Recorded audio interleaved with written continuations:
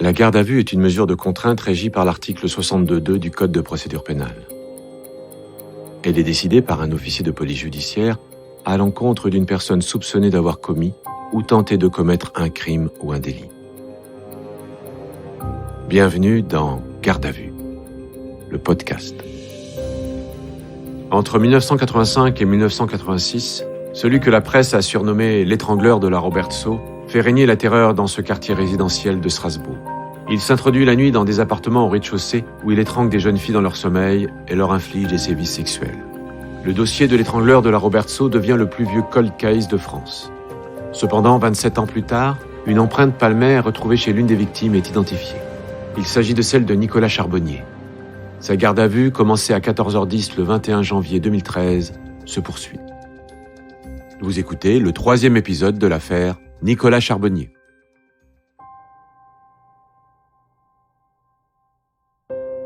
Marion est la plus jeune des victimes de l'étrangleur de la Robertsau. Toute sa famille dormait quand il est entré dans la maison et l'a étranglée dans son lit. Il a pris son temps, allumé la lumière, déplacé son corps dans le couloir, et c'est là qu'il l'a violée. Puis, la laissant pour morte, il a quitté les lieux par la porte. C'est un prédateur, hein. Il y a une certaine forme d'excitation. Il se prend quelque part pour un surhomme. Capitaine Ittinger, DIPJ. Que rien ne pouvait l'arrêter. Il en avait déjà fait, il en fera d'autres. C'est pas parce que quelqu'un dort à côté que... Et quelque part, ça devait même lui procurer du plaisir. Une des victimes avait 10 ans.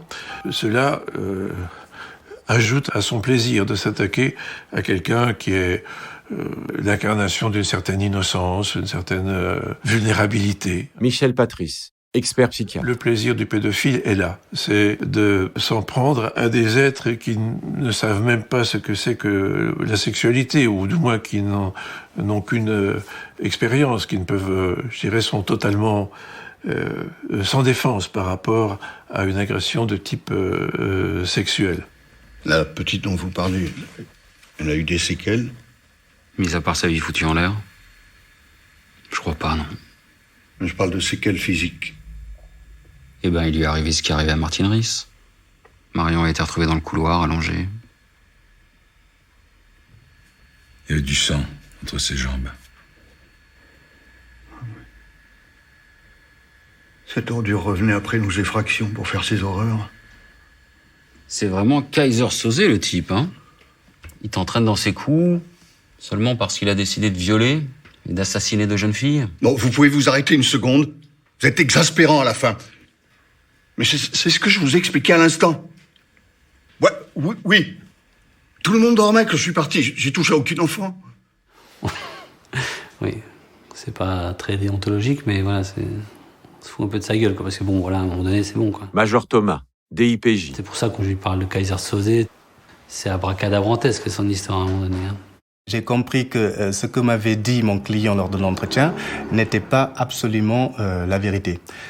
À ce moment-là, si j'avais pu m'entretenir une seconde fois avec lui, je pense que notre entretien n'aurait pas du tout été le même. Cyril Baldé, avocat de Nicolas Charbonnier. Il se trouve que la loi interdit à l'avocat d'avoir 2 entretiens dans les 24 heures. Le peu d'accès au dossier, c'est un vrai problème de droit de la défense. Caroline Bolla, avocate de Nicolas Charbonnier. Voilà, on a une inégalité des armes qui pose évidemment problème à tous les avocats qui font un peu de la défense pénale. La 3e audition vient de se terminer. Il est 17h15. La garde à vue de Nicolas Charbonnier dure depuis 27 heures.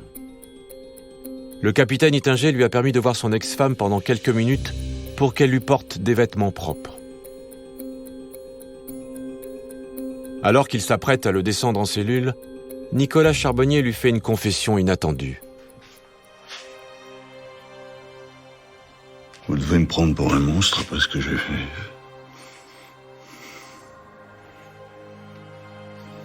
Il m'a dit ça, mais on peut pas en faire état, on peut rien en faire. Capitaine Ittinger. C'est quelque chose qu'il m'a dit de lui à moi. Je ne peux pas m'en servir en procédure. Je ne veux pas le relancer là-dessus, parce qu'on peut arriver à une situation de blocage également, en disant non, toi tu me mens, ou vous me mentez. Je vous ai jamais dit ça. Donc Il me l'a dit à un moment. Je suis suffisamment intelligent également pour le garder pour moi. Enfin, je l'ai partagé avec Mich, mais on ne s'en resserre pas. À la veille de la 4e audition, non seulement ils ont des aveux inutilisables, mais en plus, ils ne peuvent pas profiter de l'erreur de Nicolas Charbonnier qui a avoué avoir cambriolé chez Marion. Alors Marion, nous, on n'est pas prêts. Comme je dis, nous, on est parti en fait là-bas pour la paluche dans l'appartement des sœurs Riss. Marion, on connaît son histoire, mais on n'a rien pour la rattacher. On n'a rien. Ils ont la nuit pour établir une nouvelle stratégie. Ils la préparent avec les enquêteurs restés à Strasbourg, qu'ils leur communiquent à leur tour les dernières auditions de la famille de Nicolas Charbonnier. Le lendemain matin, Nicolas Charbonnier est sorti de sa cellule. Il est 9h15. La garde à vue est commencée depuis 43 heures. Il ignore que toute sa famille est auditionnée au DCPJ de Strasbourg depuis 2 jours et surtout qu'elle est sur écoute depuis 4 mois. Dans cette 4e et dernière audition, Philippe Ittinger va chercher à le déstabiliser en abattant ses dernières cartes. En s'appuyant sur son point faible, sa famille. C'était l'époque où il traînait avec son pistolet d'alarme, ses couteaux. L'époque où il faisait ses conneries. C'est ce que c'est, ça? C'est l'enregistrement d'une conversation téléphonique entre vos frères Thomas et Jérôme, il y a 2 jours, à 16h.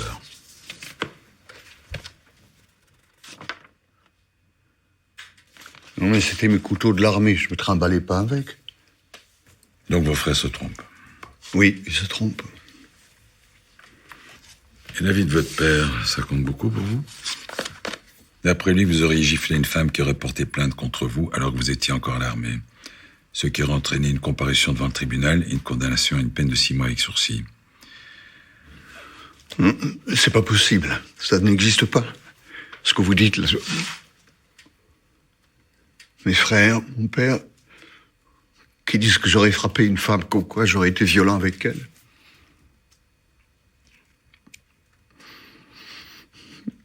Je m'en souviens pas.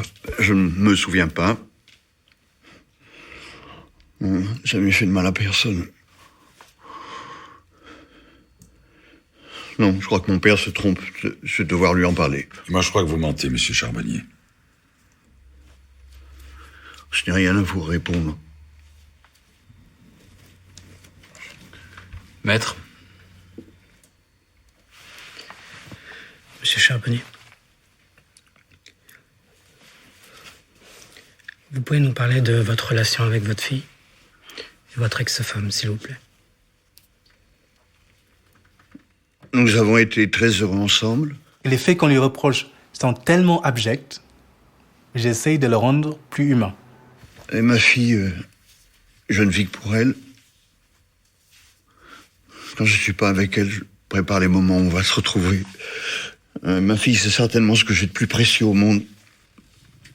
C'est mon trésor. Ma fille, c'est ce que j'ai de plus précieux au monde. Ma fille, c'est mon trésor.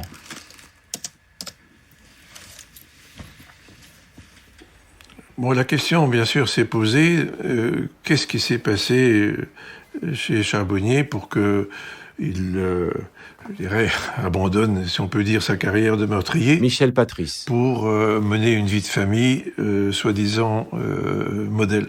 Je n'ai pas souvenir, dans ma carrière d'expert, d'avoir observé chez quelqu'un une telle métamorphose de la personnalité. Je dirais, cet homme exemplaire n'était pas un autre Charbonnier, fondamentalement, que celui qui avait commis les crimes dans les années 86. Nicolas Charbonnier vient de passer 47 heures en garde à vue, dont seulement 6h45 en audition.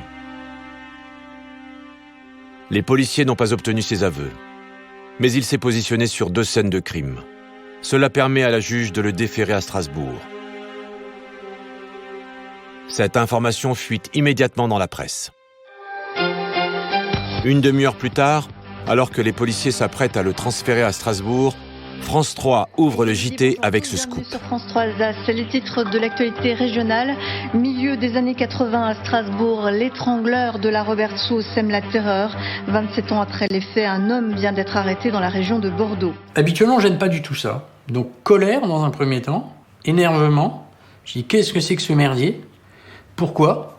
Ils n'avaient pas à le faire. Et puis finalement, voilà, le bon alignement de planètes. 27 ans après les faits, un suspect a été interpellé dans l'affaire dite de l'étrangleur de la... Les journalistes vont même jusqu'à rediffuser un extrait du journal de l'époque. On pouvait y entendre la conversation téléphonique de l'étrangleur de la Robertsau avec le père de la petite Marion. Allô ? Allô ? Est-ce que votre fille va bien, celle que j'ai violée la dernière fois ? Effectivement, j'ai reconnu la voix de Monsieur Charbonnier, oui. Caroline Bolla. Elle va bien, c'est bien remis ? Qui est à l'appareil ? Bah devinez, c'est moi qui suis passé la dernière fois. Quel jour ? Dans la nuit. Quel jour c'était ? Oh, je me rappelle plus. Ça glace le sang un peu. C'est effrayant. Brigadier-major Foran, DIPJ. C'est pervers. Comment vous appelez-vous ? Ah, Zoro. Vous habitez à Strasbourg ? Pardon ? Vous habitez Strasbourg ? Ah, vous êtes de la police ? Allez, salut.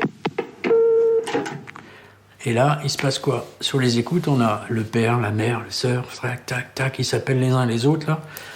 T'as entendu ? Oui. Ben, c'est la voix de Nicolas. Tout le monde, sa mère, ses frères, ses sœurs, enfin, tout c'était catastrophé, quoi.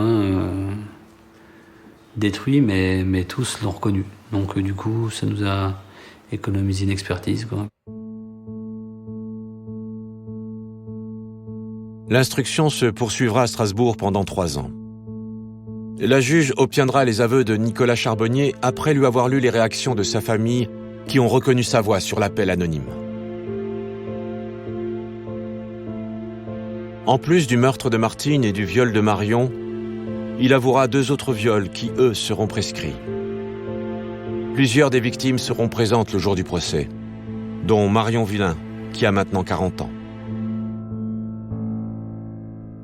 Depuis, on est amis. Je sais que voilà, elle est vraiment contente qu'on ait sorti le dossier. Ça lui a fait beaucoup de bien.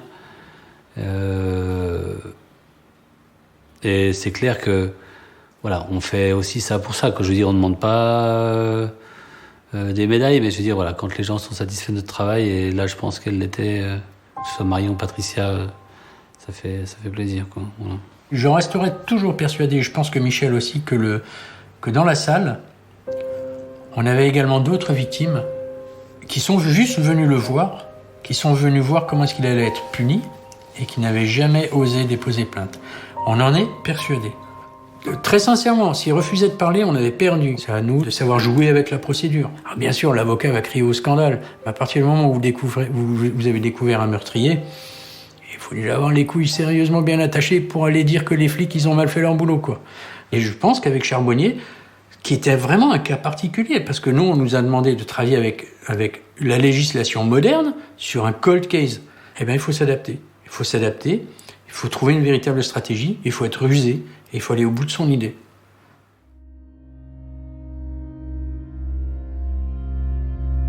Pour les policiers, il reste cependant une question majeure. Pourquoi aucun crime portant la signature de Nicolas Charbonnier n'a été signalé depuis 1986, ni en France, ni à l'étranger? Pour les experts psychiatres, il est pourtant invraisemblable qu'un tueur et violeur en série cesse ses activités du jour au lendemain. Nicolas Charbonnier reste une énigme. Aujourd'hui, on sait enfin qui est l'étrangleur de la Robertsau.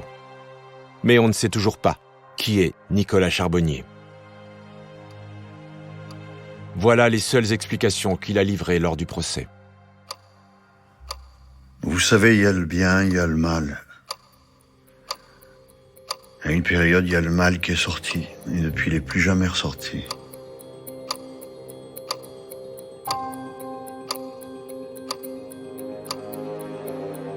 Vous venez d'écouter le dernier épisode de l'affaire Nicolas Charbonnier. Retrouvez-nous bientôt pour une nouvelle affaire. Et d'ici là, n'hésitez pas à vous abonner à ce podcast et à lui mettre plein d'étoiles.